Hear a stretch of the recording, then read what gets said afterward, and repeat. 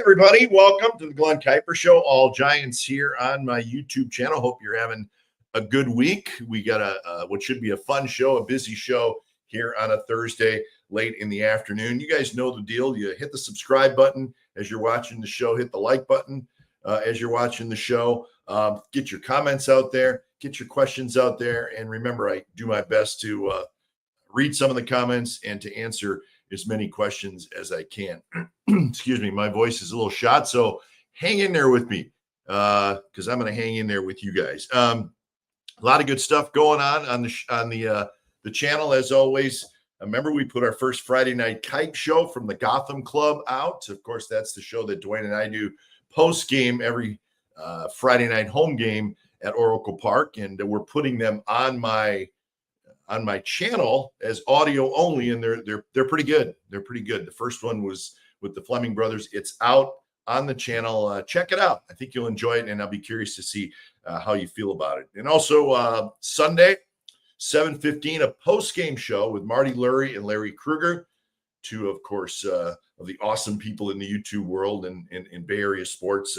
Again, that's 7:15 on Sunday, post-game show. The three of us, we will cover what should be a very entertaining weekend of baseball at Oracle Park. So that is some of the things that are coming up on the channel. But before we get to the show, let's wish a very happy birthday to one Mr. Barry Lamar Bonds. He's 61 years old today. You know the numbers, 762 career home runs.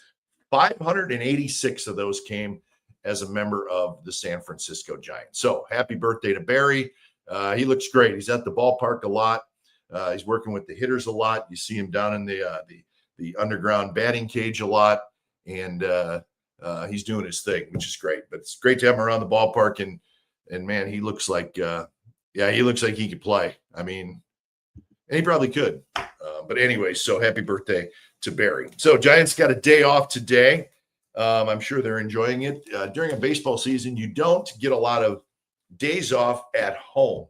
A lot of times you're traveling on a day off, or you're in another city on a day off. So getting an actual off day at home just does not happen very often. And I know the players really, really look forward to it and enjoy it, and they can step back and relax a little bit. So on this off day, the Giants sitting at 54-49, 6 games back in the division, a game and a half back of the San Diego Padres for that third wild card spot.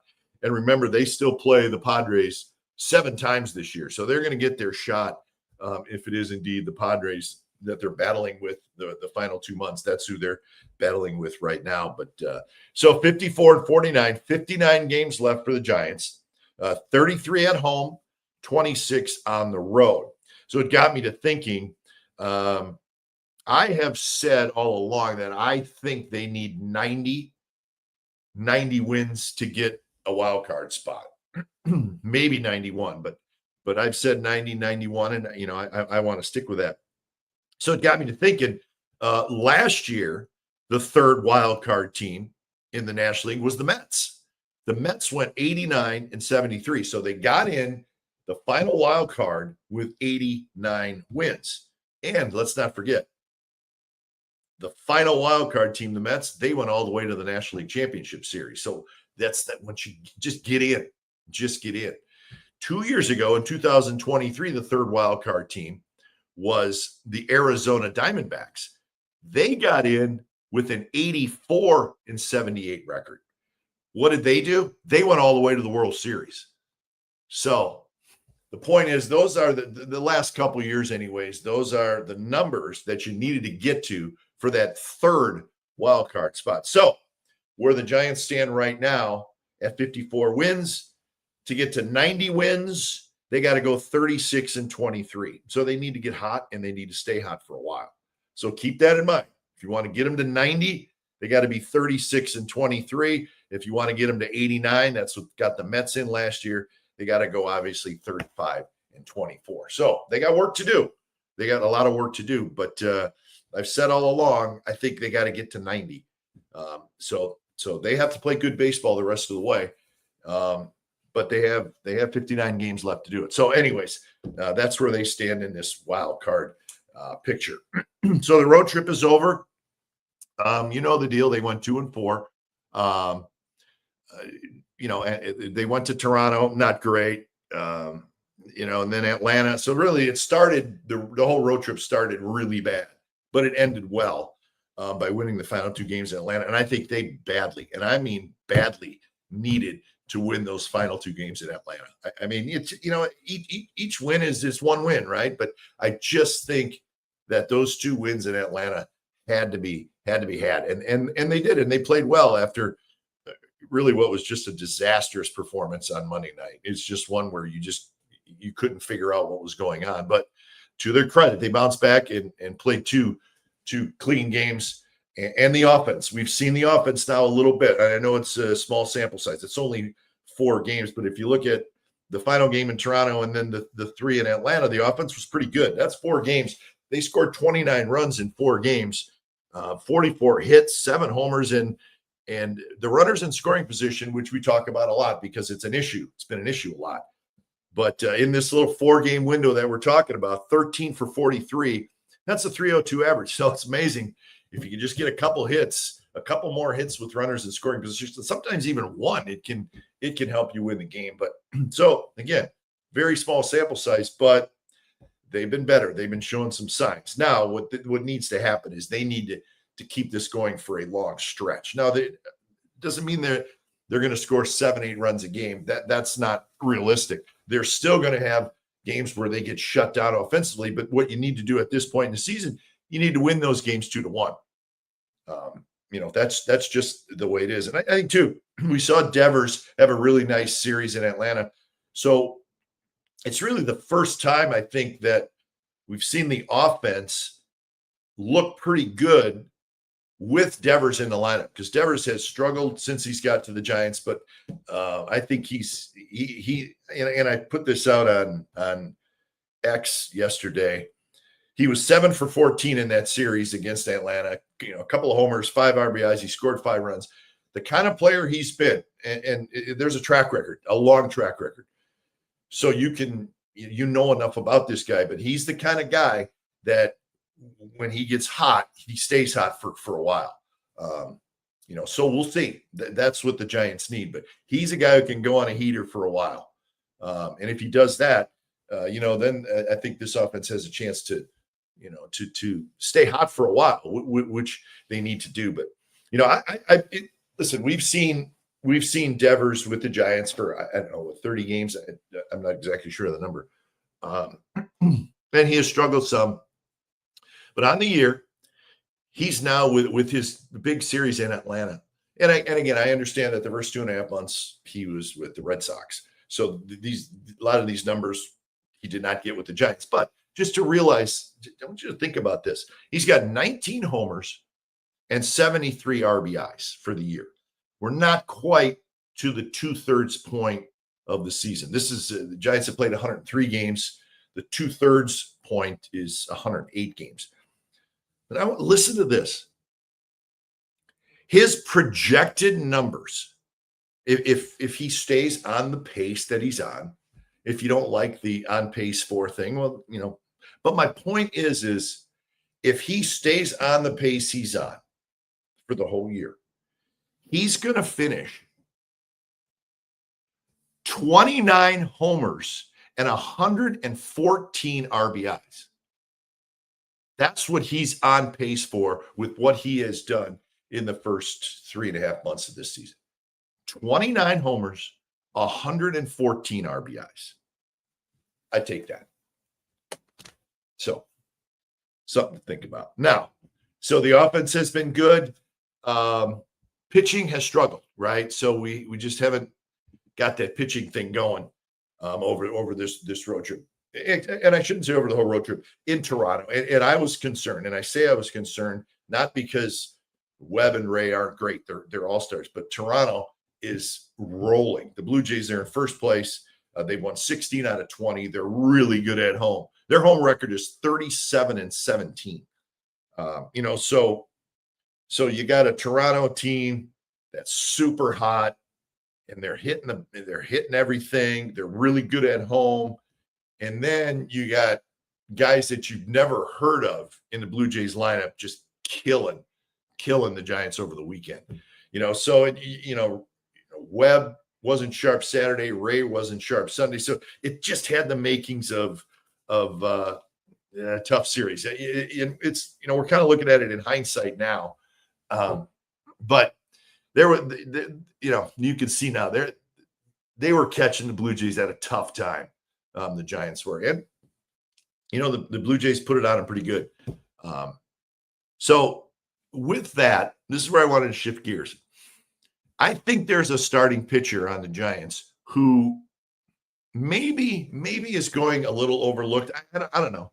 But when we talk about the Giants pitching, which has been really good for the whole year, talk a lot about the bullpen. Randy Rodriguez, young guy. We talk about the two all-star starters in Webb and Ray. We talk a lot about the struggles of Verlander, who finally got his first win. We talk a lot about the struggles of Birdsong. We talk a lot about Harrison and Hicks getting traded. I think we need to talk more about Landon Root. I do. This young man, and he's 26 years old, so he's not a 21, 22-year-old, but he has really, really had a good year for the Giants. And I'm not saying people don't realize that he's having a good year, but I just think maybe he's being a little overlooked. A Tuesday in Atlanta, he fights through it, gets 5 innings, doesn't give up any runs, 6 strikeouts. It's hot. He's battling through a lot of pitches. But overall, he's got a 7-6 record. His ERA is 3.11. And remember, this is his first time in a major league rotation, which can be tough sometimes on young pitchers. We're seeing it with Birdsong. We saw it with Kyle Harrison a little bit, some inconsistencies last year. But he's made 20 starts, hasn't missed a start this year, which he deserves a lot of credit for that. There's a lot there. Now, I know we're going to keep an eye on his innings, which is that's a thing with him right now. He's had 101 innings. The most he's ever pitched was in 2022. He pitched 107. That, of course, was in the minor leagues. Last year, 76 innings between the minors and the majors. So it's going to be a thing. But the Giants will watch this. They will keep a close eye on his innings. They'll rest him when they can. They'll give him extra day or a couple extra days when they can. There's off days. So you can navigate this and be careful with him, but yet make sure he keeps taking the ball. But I think a couple of things that just have really impressed me about this young man. Remember on June 14th in LA, he made a start against the Dodgers, and it was not good. He wasn't sharp. You could tell right away. He gives up 6 runs in an inning and 2/3. Got him out. Dodgers win big, ugly night. Since that start, now that's the kind of start where some young pitchers, they may be like, oh my God, I don't know, man. It's the Dodgers, and now what's next? I didn't have it. It's the kind of start you got to be careful with, right? Because young guys can lose confidence. Landon Root is not losing confidence. Since that start at Dodger Stadium, and you see it right in front of me, right here, he's made 6 starts. He's 3-1. Look at his ERA. 1.15, 4 earned runs allowed in 31 innings in his last 6 starts since that debacle at Dodger Stadium. There's something to that to me. I like that. I like the fact that he took a bad start and didn't let it affect him. In fact, it may have fueled him. The numbers say it did. So anyways, I like that a lot. And if you look at his full season so far, he struggled a little bit in April, but in May, his ERA was 1.73. In June, his ERA was 3.20, but that 3.20 included that Dodger game, right? July, 1.80 ERA. So he continues to be pretty consistent, so let's give this guy credit. I think there's a lot there. He's changed his style a little bit. He's using his curveball less than last year. He's using his changeup more. So he's made some adjustments with his repertoire, and it's worked. It's worked. He's added a cutter that he's throwing a little bit. He's not throwing a slider anymore. So there's some things that he's changed to get better, and it's worked. And I just think he deserves some credit. Let's not forget about Landon Root. And he's first year in the big leagues, drafted by the Giants. He's one of our guys. And he's been really, really good. And there's a little attitude. And my brother and I were talking about him a couple days ago, and he said, he's got a little bit of that Bumgarner, Ryan Vogel song, pissed off attitude on the mound. And that's not a bad thing. And you can see it. There's a little bit of a burn there when he takes the mound. So anyways, I wanted to give Landon Roupp some credit, and I don't want him to get overlooked. So he's scheduled to pitch. I mean, his spot would be Sunday. Don't know if that's going to happen or not. We'll see. But he's probably going to pitch either Sunday or Monday. Giants will probably make that announcement soon. So, Ryan, did we have a question or a shout out from yeah, there it is. Bake the Dough. Of course, they make the freshly baked cookies that are phenomenal.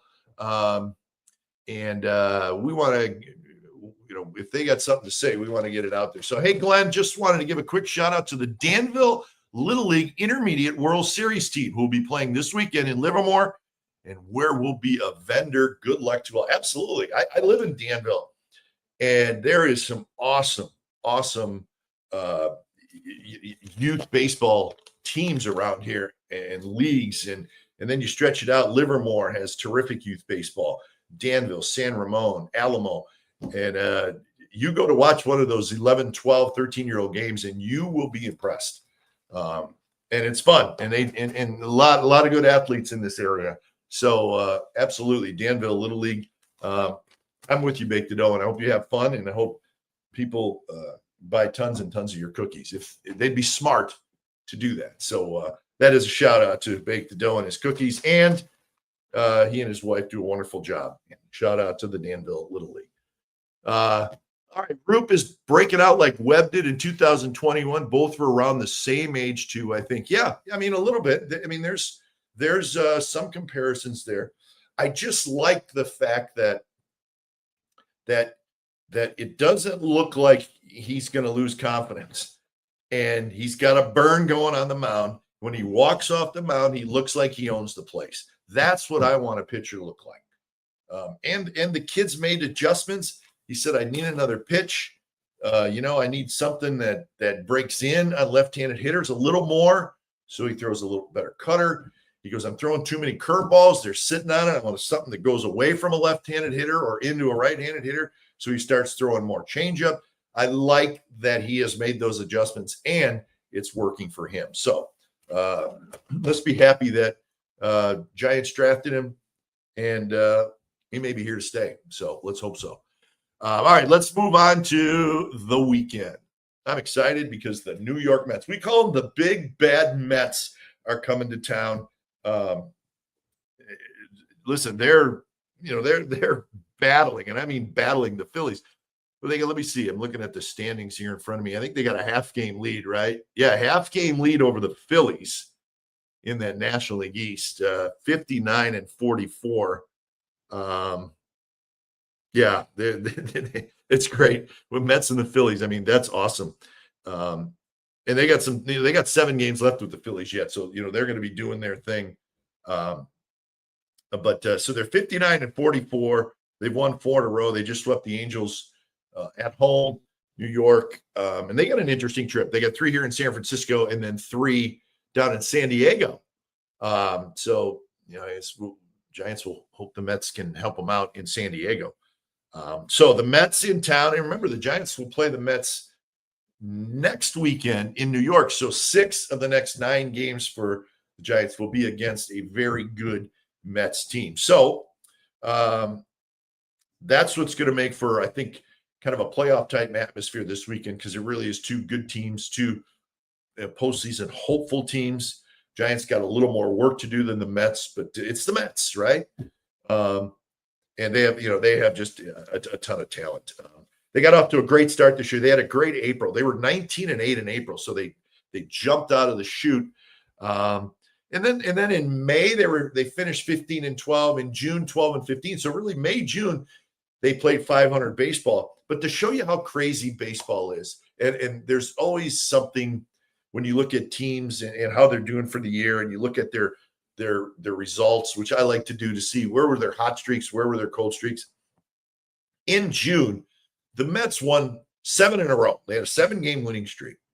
And to just show you how you can't figure this game out. 7-game winning streak, and immediately after the 7-game winning streak, they lost 14 out of 17. Now, how does that happen?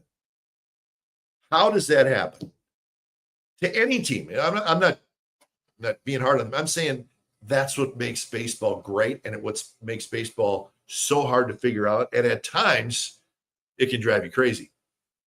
So it's just an example of how baseball you can't get too high and you can't get too low because you just don't know what's going to happen. They win 7 in a row and then lose 14 out of 17. But anyways, so that's sort of the Mets. They're a really good home team, terrific, one of the best home records in baseball. A little different on the road. They're 22-28 on the road, so we'll see how they do in this tough 6-game road trip. They kind of have that big 3 in the offense, right? They got Lindor, they got Soto, and you got Alonso. They generally hit 2, 3, and 4 in their lineup. It's 3 terrific players. I mean, I don't know. Their careers aren't over yet, but who knows? They may be 3 Hall of Fame players. But they're great, all-star players. But it's interesting. And again, another thing you can't figure out. These 3 guys, as great as they are, they're all 3 struggling right now, which can either really be good or can really be scary because they could break out all at once. But listen to these numbers. Francisco Lindor went 0 for his last 31. And then yesterday he got a couple hits. Think about that. So we're talking 2 for 33. That's hard to do when you're such a great player like Lindor. But how about this? Juan Soto of the 15-year, $765 million contract. I like saying those numbers because they're so ridiculous. 15 years, $765 million contract. He's having a nice year. He's got 24 homers. He's got 59 RBIs. But he, too, right now is struggling. He's 4 for his last 36 with 15 strikeouts.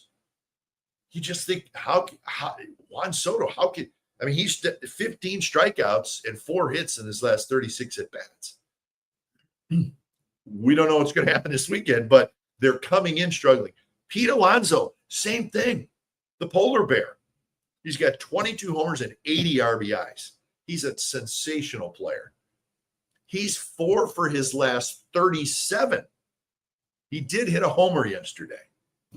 So who knows what's going to happen with these guys this weekend? They could all go off. They could continue to struggle. I don't know. But the point is, right now, all 3 of those guys, the 3 main guys in that Mets lineup, are going through a tough time right now. We'll see if that continues throughout the weekend. Giants certainly hope it does. But anyways, I like to give people something to watch for. Let's keep an eye on Lindor, Soto, and Pete Alonso. But offensively, the Mets are kind of in the middle of the pack. They're 8th in the National League in runs scored, 4th in home runs, so they hit the ball in the ballpark, which is not a big surprise. Their pitching has been terrific. In fact, they have the best ERA in the National League. There's 4 teams that are really close. In fact, statistically, the Mets ERA is 3.57. That's the best. But the Giants ERA is 3.60 as a team. And then there's a couple other teams right in between there. So they're all very, very close. But the pitching staff has been very, very good for the Mets. Kind of carried them at times. But all in all, it's a very good team. It's a postseason team. And I think it's going to be a great series. And, let's hope, there'll probably be 3 sellouts. Weekends are generally sellouts straight through for the Giants, which is awesome. The vibe at the park's been great. But there was the only thing, the Dodgers series, there was way too many Dodger fans there. There was a ton of Dodger fans. I mean, much, much more than I've ever seen. I was surprised.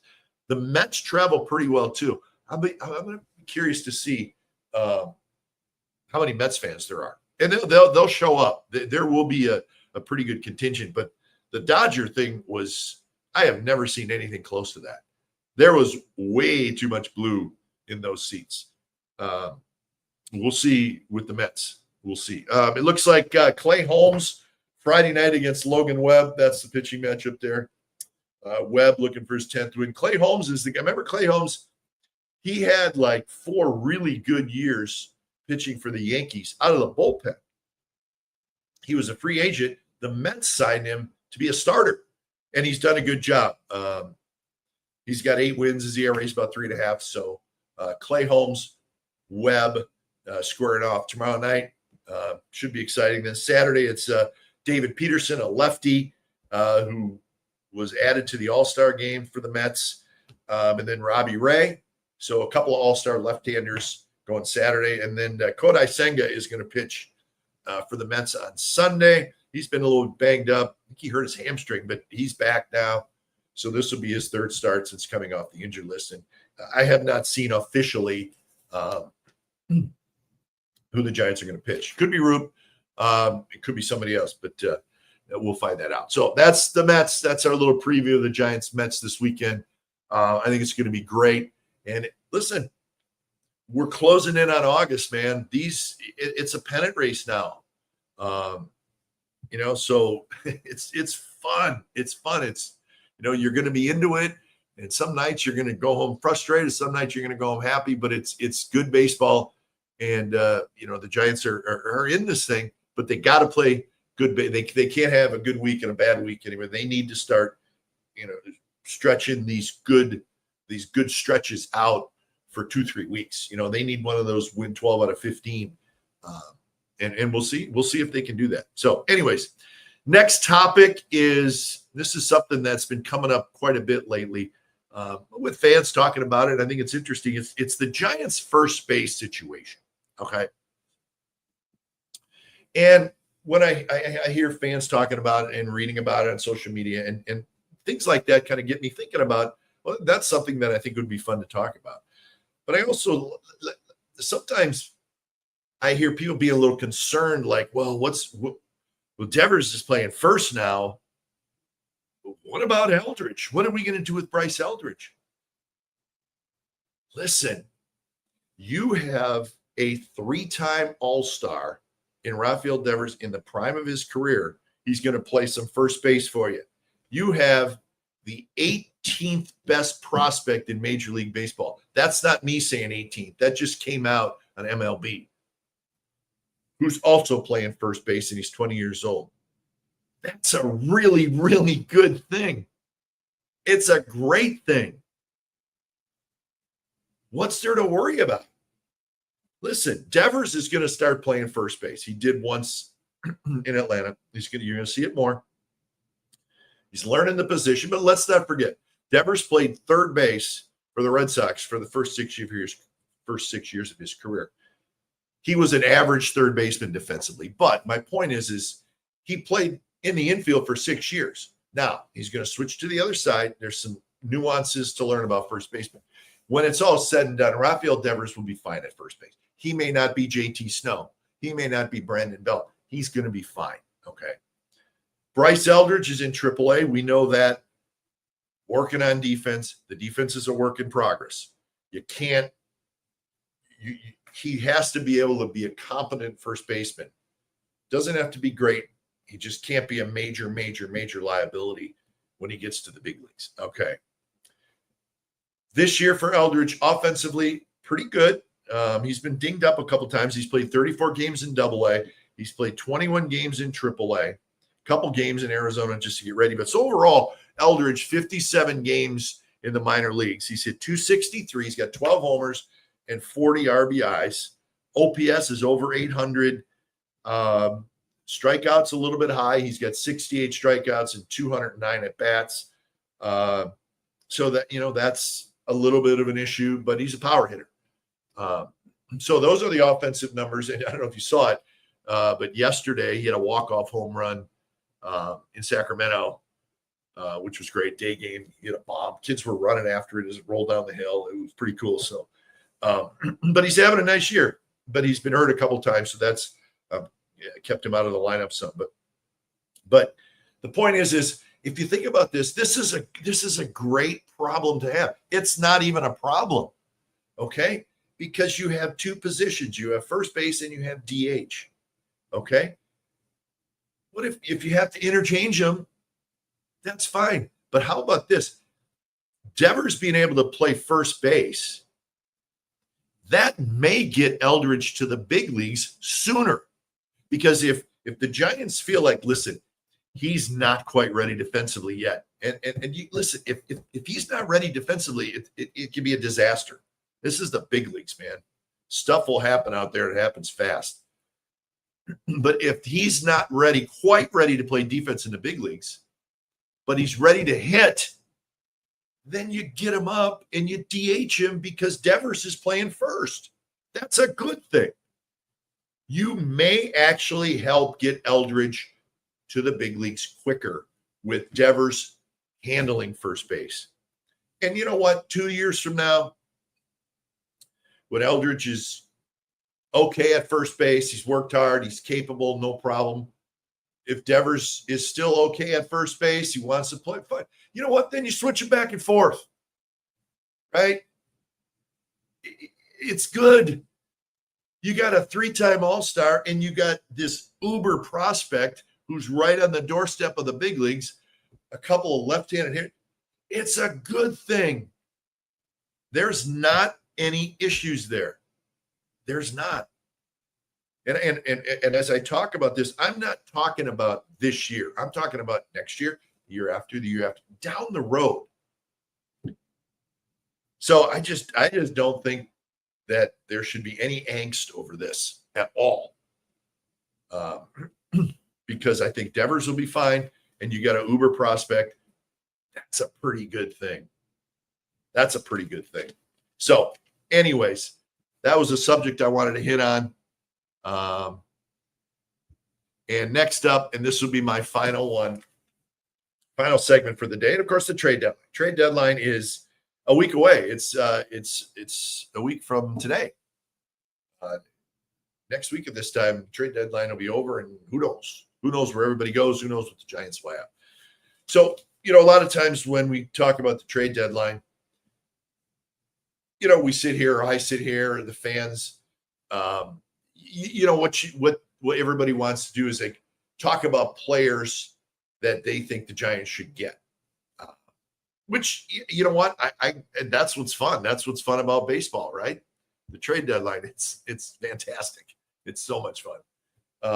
But I want to do something different tonight. I don't want to sit here and go and list 10 pitchers that they could get and a couple second basemen or another power. I'm not going to do that. I will do that next week a little bit more.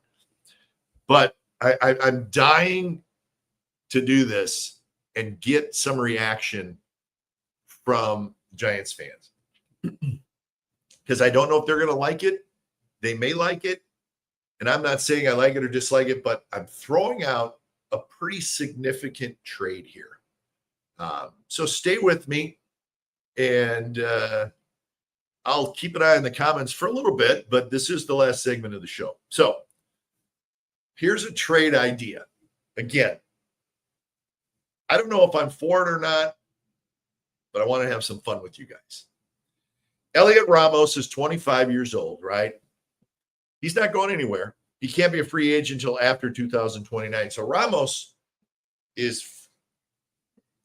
he can remain with the Giants for 4 more years contractually. So he's not going anywhere.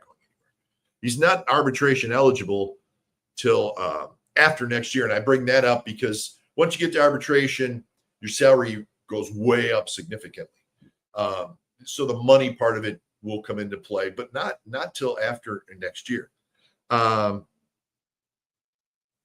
Last year in 121 games, and just follow me here. Ramos hit 269 with 22 homers, 72 RBIs, OPS 792. His WAR was 2.3, and he was an all-star. Remember, he missed the beginning of the year. He was in the minor leagues, got called up.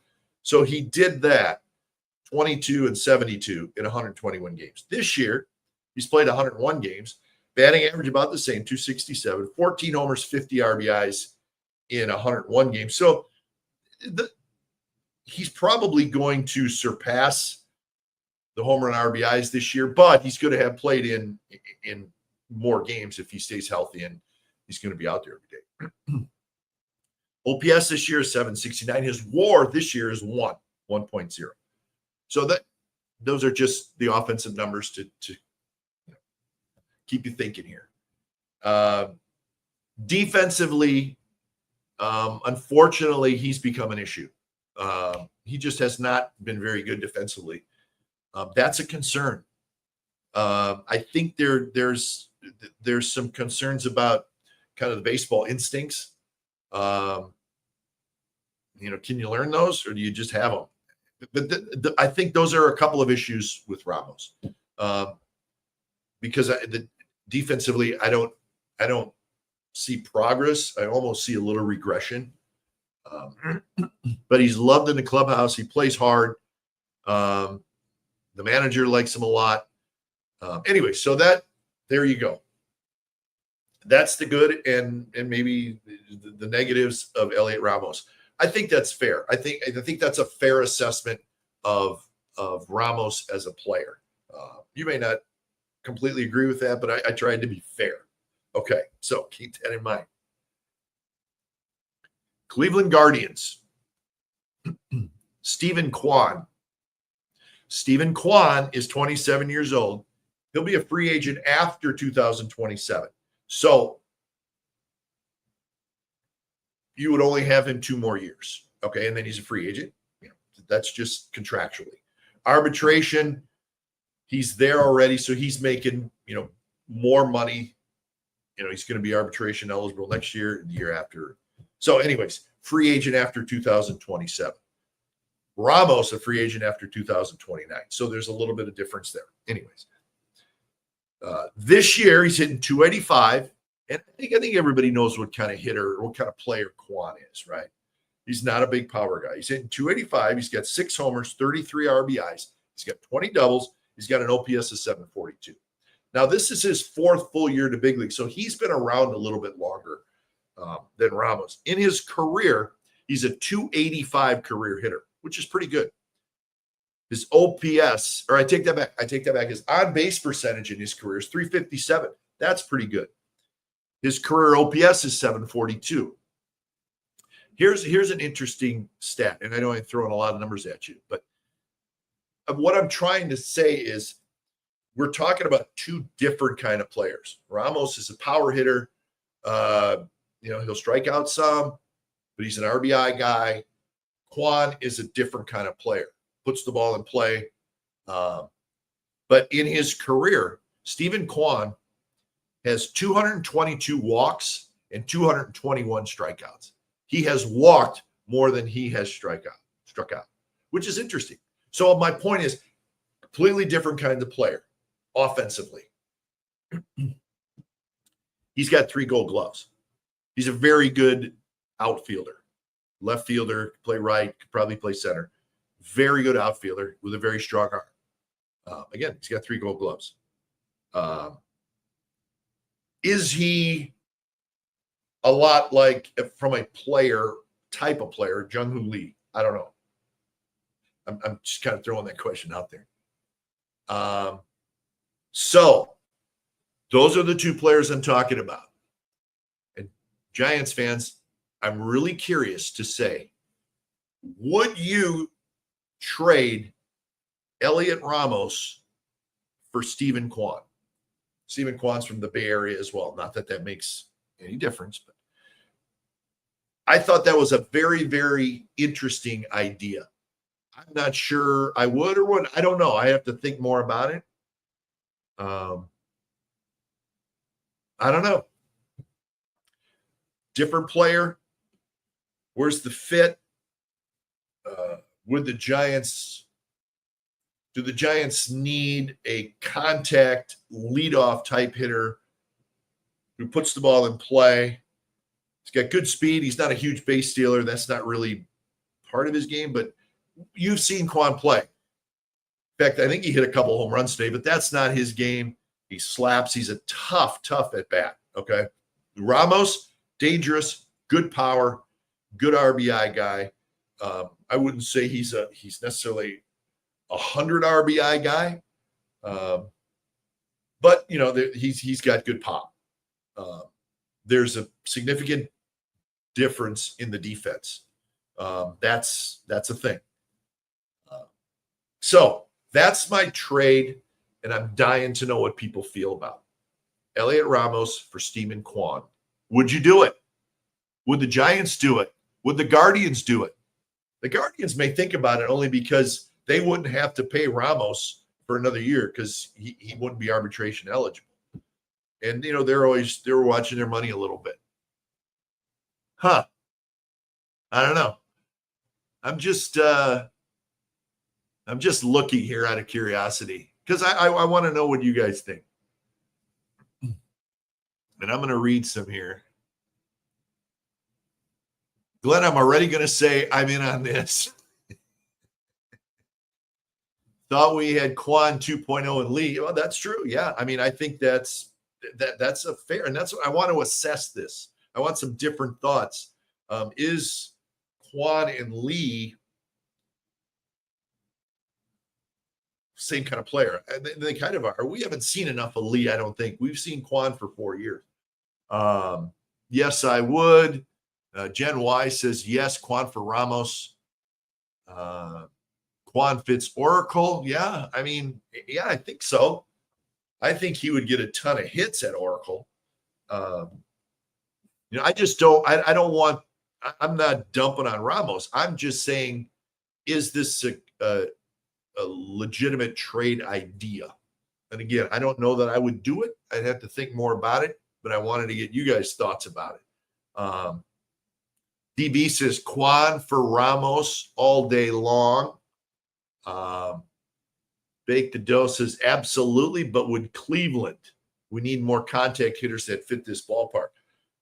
Yeah, I mean, I think that's a legitimate point. Like, do you want another contact hitter, a guy who really puts it in play? And he's not there's a little juice in his bat. He's not slapping it around and hitting flares to the outfield. I mean, he's got some juice.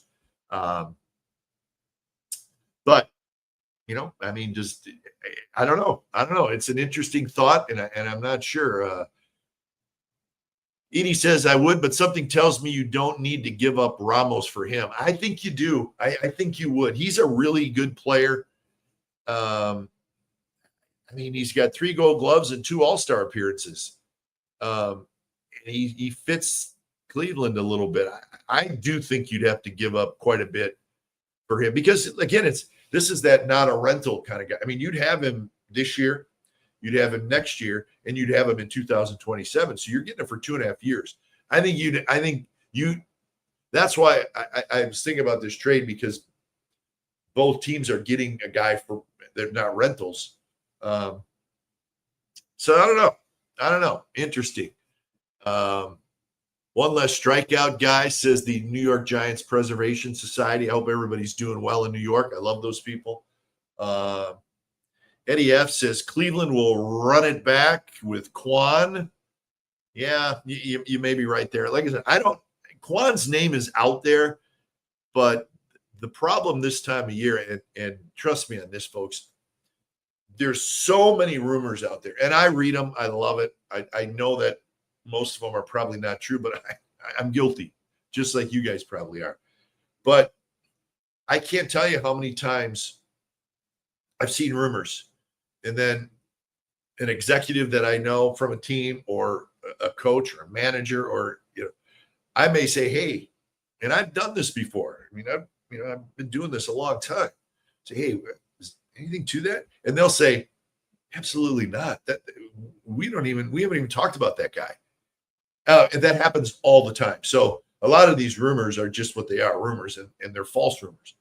But there's just so much going on this time of year. And just as a baseball fan, it is kind of fun. So I threw that out there, gave you everybody something to think about, because that trade deadline is just 1 week away. So anyways, hope you enjoyed the show. I'm Glen Kuiper. Remember, check out my YouTube channel, the Glen Kuiper Show, all Giants. There's some good stuff there. We're starting to get a bunch of inventory. So check it out. My brother Dwayne was on last week. That show is there. He was terrific. Had a lot of fun with him. And follow me on Twitter at Kuiper Baseball. And thanks for all your help as we continue to grow the channel. Hit the subscribe button.